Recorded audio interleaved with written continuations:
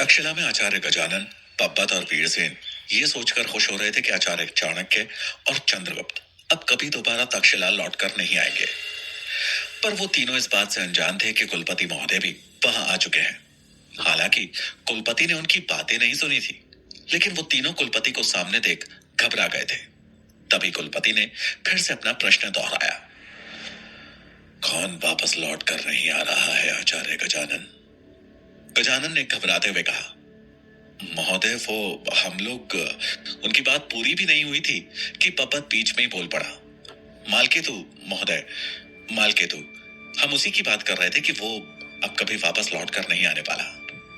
कुलपति ने खुश होते हुए कहा, क्यों, उसे मगध में सजा मिलने वाली है क्या? गजानन बोले, महोदय मालकेतु ने कार्य ही ऐसा किया था, उसे सजा तो मिलनी ही है और मुझे पूर्ण विश्वास है कि मगध सम्राट उसे सजा अवश्य देंगे। कुलपति हैरान होकर बोले, परंतु मालकेतु की बातें अभी क्यों? क्या वो? पब्बत एक बार फिर बीच में बोल पड़ा, क्षमा करें महोदय, मैं आचार्य गजानन से पूछ रहा था कि आपका सेवक राजहंस यहाँ आ चुका है तो मालकेतु की कोई सूचना तो अवश्य लाया होगा। मैं बस ये जानना चाहता था कि महाराज ने उसके लिए क्या निर्णय दिया है। कुलपति आश्चर्य से बोले, क्या राजहंस तक्षशिला आ चुका है? लेकिन उसने अभी तक अपने आने की सूचना भी मुझे नहीं दी और न ही मेरे द्वारा भेजे गए संदेश का कोई उत्तर मुझे दिया। गजानन बोले, महोदय राजहंस ने मुझे बताया कि आपके द्वारा भेजे गए संदेश को उसने महामंत्री अमात्य को सौंप दिया था। उसके बाद मालकेतु के साथ उन्होंने क्या किया उसे भी नहीं पता। कुलपति महोदय गंभीर होकर बोले, मालकेतु के दंड से ज्यादा आश्चर्य मुझे ये सुनकर हो रहा है कि राजहंस यहाँ आ चुका है, लेकिन उसने मुझसे मिलने की आवश्यकता भी नहीं समझी। क्या उसके लिए तक्षशिला के नियम कोई मायने नहीं रखते? गजानन अपने चेहरे पे आश्चर्य दिखाते हुए बोले, महोदय मैं खुद आश्चर्यचकित हूं कि वो मुझसे भी एक दिन बाद आकर मिला। वो अवश्य ही मेरा सेवक है, परंतु मुझे पता नहीं क्यों लेकिन उस पर संदेह होने लगा है। कुलपति हैरान होकर बोले, संदेह? कैसा संदेह?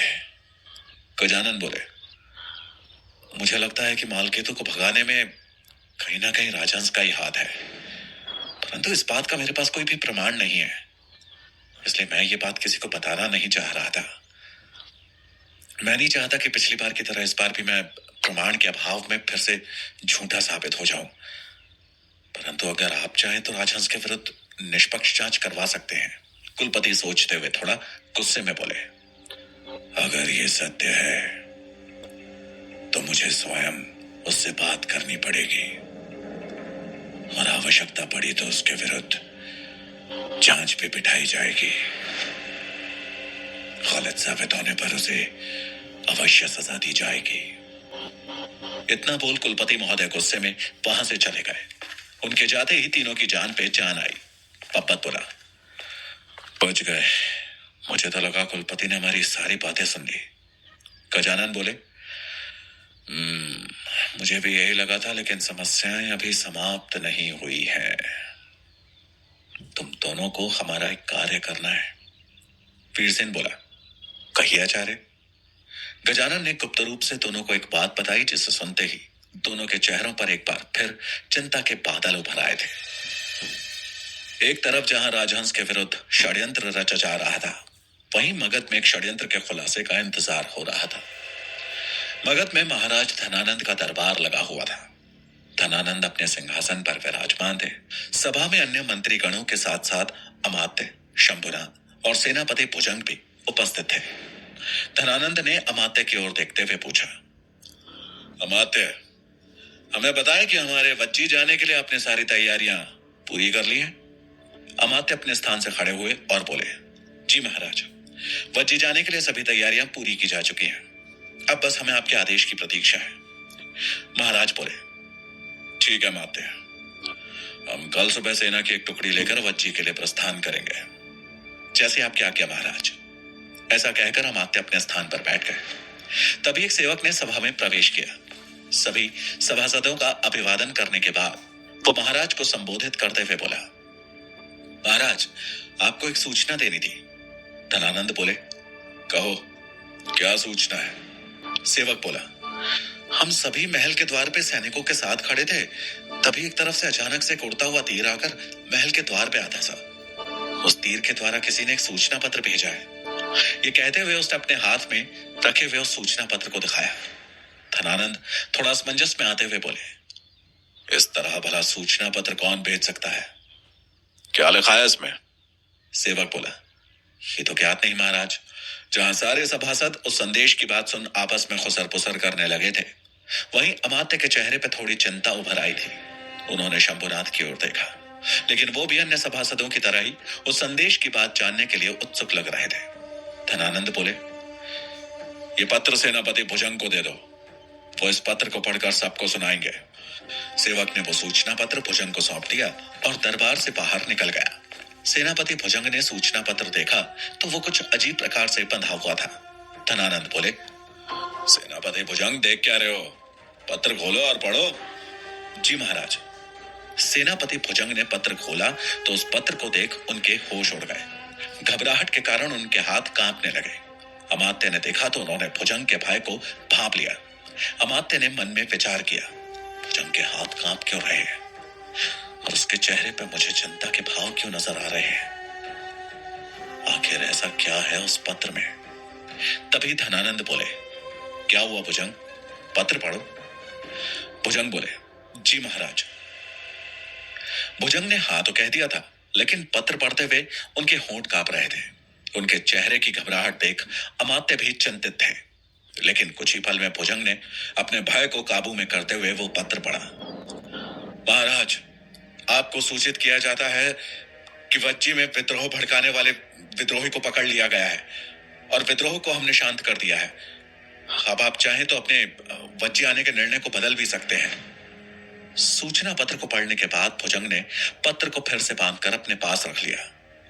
पत्र में लिखी सूचना को सुनने के बाद धनानंद बोले, संदेश तो बहुत सुंदर है, किंतु हमें यह समझ में नहीं आया कि इस तरह से यह संदेश क्यों भेजा गया है। भुजंग बोले, यह पत्र हमारे गुप्तचरों द्वारा भेजा गया है महाराज। इसकी गोपनीयता को बरकरार रखने के लिए ही इसे इस तरह भेजा गया है, ताकि यह पत्र गलत हाथों में ना पड़े। धनानंद बोले, उत्तम। भुजंग, हम तुम्हारे गुप्तचरों के साथ साथ तुम्हारे कार्य से भी बहुत प्रसन्न हैं। महाराज की बात सुन अन्य सभासद भी भुजंग की प्रशंसा करने लगे। धन्यवाद महाराज। ये कहकर भुजंग ने अमात्य की ओर देखा, जो गौर से उसे देख रहे थे, जैसे वो जानते हो कि उस पत्र में कुछ तो ऐसी बात है जिसे भुजंग ने छिपा लिया था। दरबार समाप्ति के पश्चात अमात्य अपने कक्ष में लौट आए थे। वो क्रोध में अपने कक्ष में टहल रहे थे और साथ ही कुछ सोचते हुए बड़बड़ा रहे थे। मेरे लोग मुझे ही क्यों जीवित खा जाने पर तुले हैं? पता नहीं वज्जी की बात पर किन किन को संदेह हो गया होगा।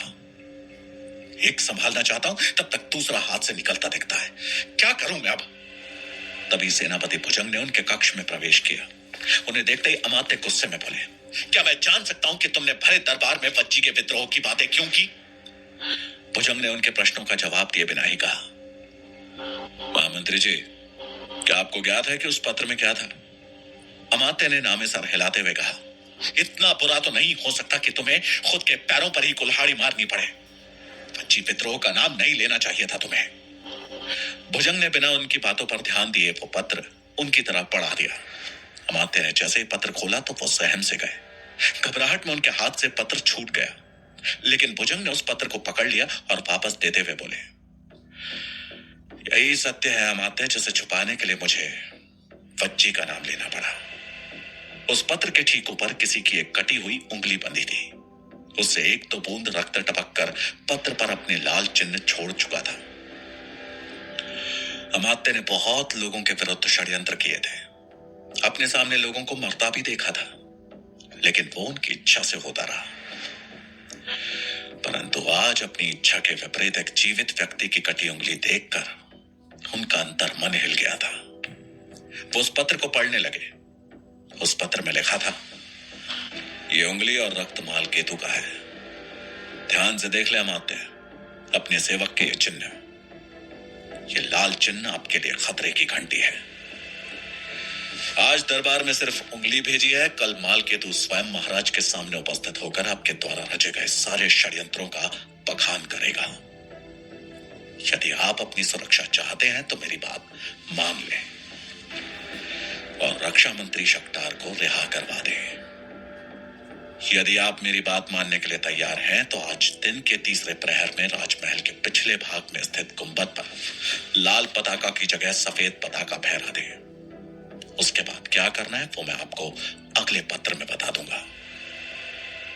पत्र पढ़ते ही अमात्य ने क्रोध में आकर उसे फाड़ कर फेंक दिया। भुजंग उन्हें समझाते हुए बोले, महामंत्री जी, पत्र फाड़ने से कुछ नहीं होगा, हमें इस समस्या का जल्द से जल्द कोई हल ढूंढना होगा। अमात्य परेशान होते हुए बोले, मुझे समझ में नहीं आ रहा है कि ऐसा कौन कर रहा है। क्या मंत्री शंभुनाथ की इतनी हिम्मत हो गई है कि वो मुझे खुली धमकी दे, वो भी एक अमात्य को? या फिर इन सब के पीछे किसी और का हाथ है? भुजंग बोले, महामंत्री जी, उनका सत्य तो आपके गुप्तचर ही बता सकते हैं, परंतु आपको जल्दी ही कुछ करना होगा, अन्यथा बात बहुत आगे निकल जाएगी। अमात्य बोले, तुम सत्य कह रहे हो, मुझे थोड़ा और समय दो। और हाँ, आज जो तुमने किया है उसके लिए तुम शाबाशी के पात्र हो।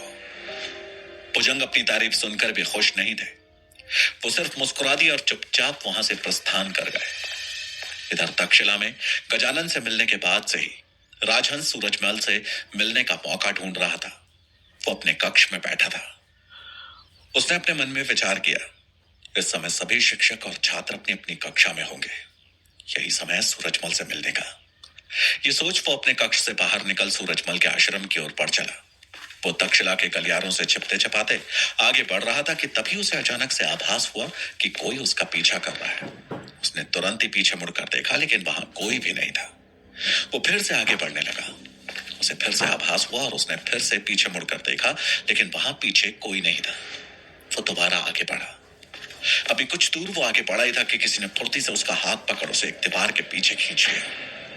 राजहंस ने देखा तो वो सूरजमल था। वो हैरानी से बोला, सूरजमल, मैं तुम्हारे पास ही आ रहा था, लेकिन तुम यहां छिपे क्यों और मुझे इस प्रकार खींचने की वजह? सूरजमल बोला, मेरे साथ आओ। राजहंस सूरजमल के पीछे पीछे कुछ दूर गया। वो रास्ता वापस राजहंस को उसी रास्ते पर ले आया जिस पर वो सूरजमल के आश्रम की तरफ आगे बढ़ रहा था। एक तरफ छिपकर सूरजमल ने इशारा करते हुए कहा, सामने देखो। राजहंस ने देखा तो उसके सामने पप्पत और वीरसेन थे, जो छुपते छिपाते आगे बढ़ रहे थे और अचानक सामने राजहंस को न पाकर परेशान हो चुके थे। राजहंस उन दोनों को अपना पीछा करते देख हैरान था। वो बोला, ये दोनों यहां? सूरजमल बोला, अब समझ आया, तुम्हारा पीछा किया जा रहा है। इसका अर्थ है कि आचार्य गजानन को तुम्हारी गतिविधियों पर संदेह हो चुका है। अब तुम्हें संभल कर चलना होगा। राजहंस ने सहमति में अपना सर हिलाया। राजहंस को बहाना पाकर पप्पत और वीरसेन वहां से वापस चले गए। उनके जाते ही सूरजमल और राजहंस भी चुपचाप सूरजमल के आश्रम की तरफ बढ़ गए। इधर ज्वाला के आश्रम में सुकन्या अपनी जीत पर बहुत प्रसन्न थी। आज उसके मन को शांति मिली थी। वो आश्रम के बाहर एक खुले जगह में बैठी थी और आसमान में तारों को गिनने का प्रयास कर रही थी। तारों को उंगली से मिलाकर उन्हें एक आकार देने की कोशिश कर रही थी। उसे याद आ रहा था कि कैसे उसे चंद्रगुप्त के साथ खुले आसमान के नीचे बैठना कितना अच्छा लगता था। चंद्रगुप्त उसे तारों को अपनी उंगली से मिलाकर बताता था कि तारों का वो समूह मिलकर हिरण बना रहा है, दूसरा वाला शेर बना रहा है। वो ऐसा सोच ही रही थी कि अचानक ही सुकन्या का ध्यान जमीन पर गया। उसने देखा कि चांद की रोशनी में वहां किसी व्यक्ति की लंबी परछाई दिखाई दे रही है और वो परछाई लगातार आगे बढ़ रही थी। उसे समझते देर नहीं लगी कि कोई व्यक्ति चुपचाप आश्रम में प्रवेश करने की कोशिश कर रहा है। वो तुरंत चौकन्नी हो गई। उसे इस तरह से चुपके से प्रवेश करते देख सुकन्या को लगा वो अवश्य ही कोई दुश्मन का गुप्तचर है। वो व्यक्ति धीरे धीरे ज्वाला के कक्ष की तरफ बढ़ रहा था। सुकन्या को उस पर संदेह हुआ, इसलिए ज्वाला की सुरक्षा के लिए वो दबे पांव उस व्यक्ति के पीछे चलने लगी और साथ में उसने अपने हाथ में कटार भी ले ली। उस व्यक्ति ने जैसे ही चुपके से ज्वाला के कक्ष का द्वार खोलने का प्रयास किया, सुकन्या फुर्ती दिखाते हुए उस व्यक्ति के पीछे जा खड़ी हुई और कड़क आवाज में बोली, कौन हो तुम और यहाँ क्या करने आए हो? मुझे अपनी शक्ल दिखाओ। सुकन्या की बात सुनकर भी वो व्यक्ति वहीं ठिठक कर रुक गया, लेकिन पीछे नहीं मुड़ा। उसने खुद को एक कंबल से ढक रखा था। सुकन्या उसकी तरफ से कोई प्रतिक्रिया न देख क्रोध भरे स्वर में बोली, यदि अगले पल तुम नहीं पलटे तो उस कटार का वार तुम्हें ऊपर पहुंचा देगा। वो आदमी सुकन्या की परवाह किए बिना ज्वाला के कक्ष का द्वार खोलने लगा। उसका ये दुस्साहस देख सुकन्या को क्रोध आ गया। वो बोली, तुम ऐसे नहीं मानोगे। इतना बोल उसने बिना कुछ सोचे अपनी कटार उस व्यक्ति पर चला दी, लेकिन तभी एक दूसरी कटार ने उसके प्रहार को रोक दिया। सुकन्या ने हैरानी से देखा तो उसके बगल में ज्वाला खड़ी थी, जिसने उसके प्रहार को निरस्त किया था। सुकन्या आश्चर्य से बोली, ज्वाला, ये व्यक्ति आपके कक्ष में घुसने की कोशिश कर रहा था और आप इसका बचाव कर रही हैं?